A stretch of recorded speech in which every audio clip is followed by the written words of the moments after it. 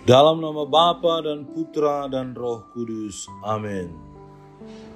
Ya Allah Bapa yang Maha Kasih, dalam diri Yesus Kristus Putramu, Engkau telah menaruh sabda cinta kasih-Mu.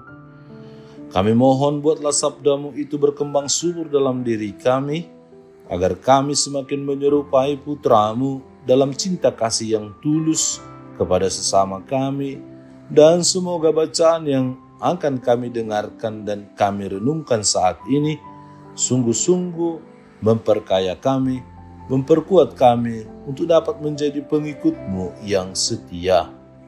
Dengan pengantaraan Kristus Tuhan kami. Amin.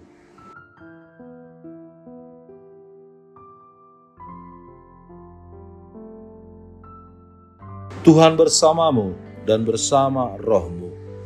Inilah Injil suci menurut Lukas. Dimuliakanlah Tuhan. Pada suatu kali, Yesus berkata kepada murid-muridnya, ada seorang kaya yang mempunyai seorang bendahara. Kepadanya disampaikan tuduhan bahwa bendahara itu menghamburkan miliknya. Lalu ia memanggil bendahara itu dan berkata kepadanya, apakah yang kudengar tentang engkau? Berilah pertanggungan jawab atas urusanmu, sebab engkau tidak boleh lagi bekerja sebagai bendahara. Kata bendahara itu di dalam hatinya, apakah yang harus aku perbuat?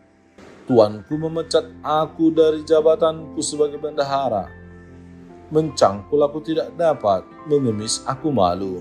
Aku tahu apa yang akan aku perbuat supaya apabila aku dipecat dari jabatanku sebagai bendahara, ada orang yang akan menampung aku di rumah mereka. Lalu ia memanggil seorang demi seorang yang berhutang kepada tuannya. Katanya kepada yang pertama, berapakah hutangmu kepada tuanku? Jawab orang itu, 100 tempayan minyak. Lalu katanya kepada orang itu, inilah surat hutangmu. Duduklah dan buat surat hutang lain sekarang juga, 50 tempayan. Jawab orang itu, 100 tempayan minyak. Lalu katanya kepada orang itu, inilah surat hutangmu. Duduklah dan buat surat hutang lain sekarang juga, 50 tempayan. Kemudian ia berkata kepada yang kedua, dan berapakah hutangmu? Jawab orang itu, 100 pikul gandum. Katanya kepada orang itu, inilah surat hutangmu, buatlah surat hutang lain, 80 pikul. Lalu Tuhan itu memuji bendahara yang tidak jujur itu, karena ia telah bertindak dengan cerdik. Sebab anak-anak dunia ini lebih cerdik terhadap sesamanya daripada anak-anak terang. Demikianlah sabda Tuhan. Terpujilah Kristus. Saudara-saudari yang dikasihi Tuhan, uang dan kekayaan seringkali menggoda kita untuk menjauh dari Tuhan.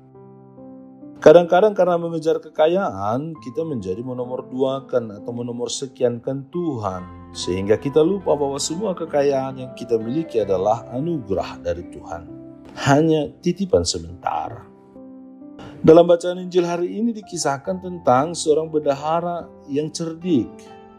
Bendahara tersebut tidak jujur karena ia menghamburkan milik tuannya, merusak dan bahkan menyalahgunakan harta tuannya. Bendahara tersebut tidak sadar bahwa ia hanya dititipkan untuk menjaga dan memelihara harta tuannya. Ketika diminta pertanggungjawaban, si bendahara tersebut juga tidak dapat berkata-kata dan akhirnya ia diberhentikan. Saudara dan saudari yang dikasihi Tuhan, perumpamaan ini mau menggambarkan bagaimana seorang bendahara bertanggung jawab atas apa yang dipercayakan tuannya kepadanya. Bagi kita perumpamaan ini mengajarkan bagaimana kita mempertanggungjawabkan apa yang diberikan Tuhan bagi kita masing-masing. Kita semua adalah bendaharanya Tuhan. Kita dititipkan harta kekayaan oleh Tuhan.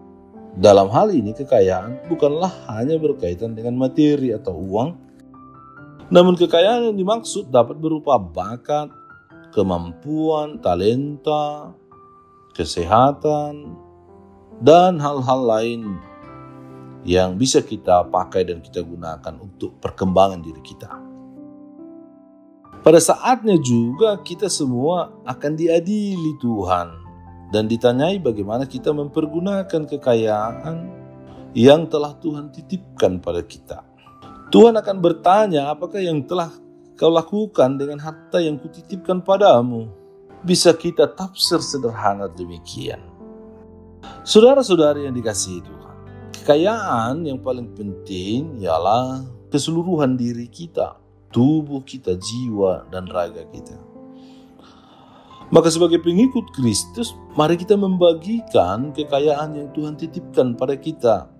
Membagi kekayaan berarti membagikan diri kepada sesama dengan saling membantu dan saling mengasihi, menjadi berkat bagi banyak orang. Ketika kita mau membagikan dan memberikan diri kita menjadi berkat kepada sesama, maka kelak kita bisa mempertanggungjawabkan harta yang Tuhan titipkan pada kita dengan baik. Kalau bendahara di atas tadi mengurus hal-hal yang duniawi saja, dia begitu cerdik, dia berpikir panjang.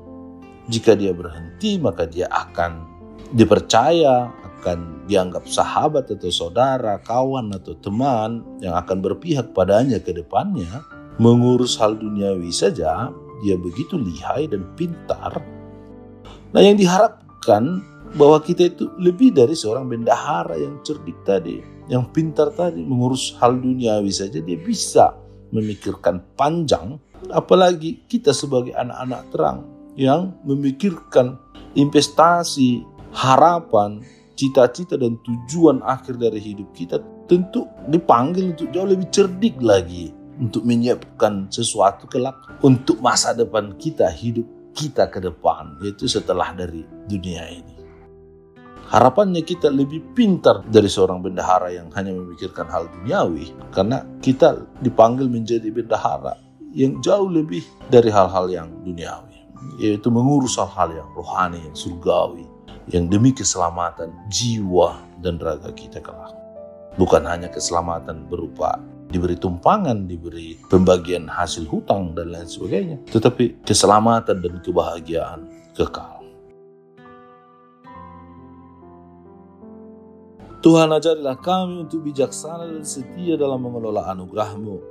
Semoga kami selalu menggunakan apa yang kami miliki untuk kemuliaan-Mu dan kebaikan sesama.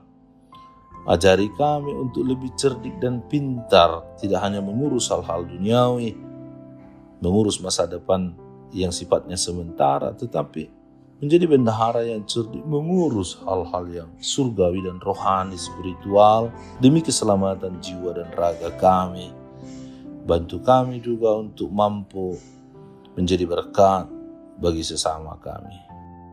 Sebab Engkaulah Tuhan dan pengantara kami, yang hidup dan berkuasa, kini dan sepanjang segala masa. Amin. Tuhan bersamamu dan bersama rohmu. Semoga saudara sekalian dilindungi, dibimbing, dan diberkati oleh Allah yang Maha Kuasa, Bapa dan Putra dan Roh Kudus. Amin. Allah Bapa kami, penuntun kehidupan, Engkau telah menuntun Abraham menuju tanah terjanji. Engkau juga menuntun bangsa Israel menuju tanah Yerusalem melalui tangan Musa. Kini kami umat-Mu keuskupan Padang sedang berjalan bersama dalam sinode kefikepan menuju keselamatan yang Engkau janjikan dalam diri Putra-Mu Yesus Kristus. Tuntunlah peziarahan hidup kami dengan kuasa Roh Kudus-Mu, agar kami tetap tabah, sabar dan setia menghadapi kesulitan dan tantangan hidup. Bimbinglah kami supaya mampu berjalan bersama, saling meneguhkan dalam iman, harapan, dan kasih. Bunda Maria, doakanlah kami putra-putrimu sepanjang sinode kefikepan ini berlangsung. Ya Bapa, Engkau kami sembah dan muliakan, kini dan sepanjang masa. Amin.